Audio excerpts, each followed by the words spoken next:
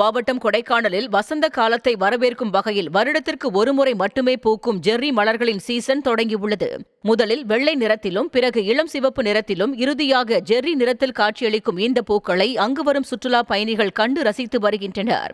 ஏரிச்சாலை, Bryant பூங்கா, அப்பர் லேக், லாஸ்காட்டு சாலை ஆகிய பகுதிகளில் இந்த ஜெர்ரி பூக்கள் பூத்து குலுங்க தொடங்கியுள்ள நிலையில் அதன் ரம்மியமான காட்சிகள் தற்போது வெளியாகியுள்ளது.